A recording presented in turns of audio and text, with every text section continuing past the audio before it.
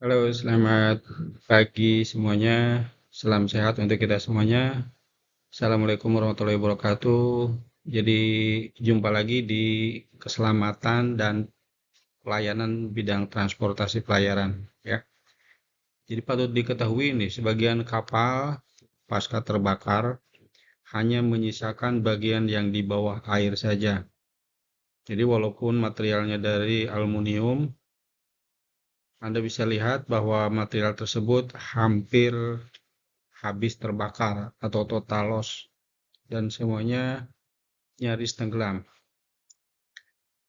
Kemudian ini adalah posisi ketika kapal tersebut telah diapungkan. Jadi kita bisa lihat bahwa terdapat lubang di antara tangki bahan bakar dan kita bisa lihat bahwa ledakan tersebut mengarah keluar, ya. Artinya ledakan terjadi di dalam yang mengakibatkan material tersebut menjadi terbuka keluar. Dan ini ketika saya berkunjung ke rumah sakit, ada satu orang awak kapal yang luka bakar, ya. Luka bakarnya itu hampir 80% dan akhirnya kalau tidak salah, ya, ini pun meninggal juga, tidak tertolong karena luka bakarnya cukup besar. Jadi dalam kejadian ini tentu kita patut mengambil pelajaran. Jangan sampai terjadi kebakaran di kapal yang mengakibatkan akhirnya api tidak dapat dikendalikan dan apabila sudah demikian, ya tentunya normalnya kita semua panik, ya.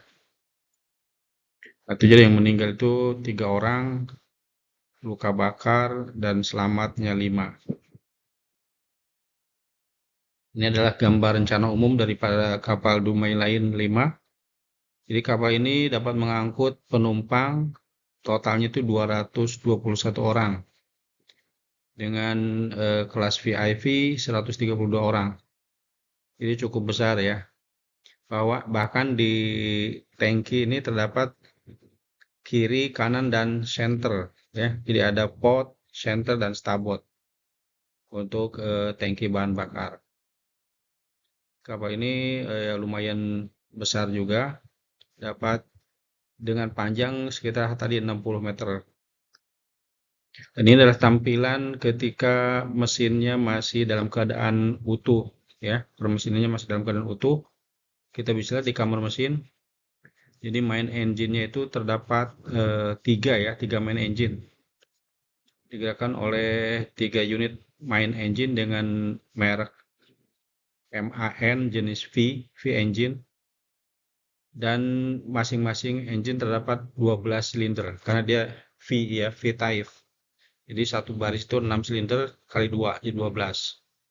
Dan dayanya itu cukup besar, ada 2 kali 1400 horsepower dan ada 1 kali 1800 horsepower. Jadi totalnya itu 3200 horsepower dengan RPM 2100, ya, maksimum RPM. Ini adalah high speed engine putaran tinggi. Anda bisa lihat 2100 RPM.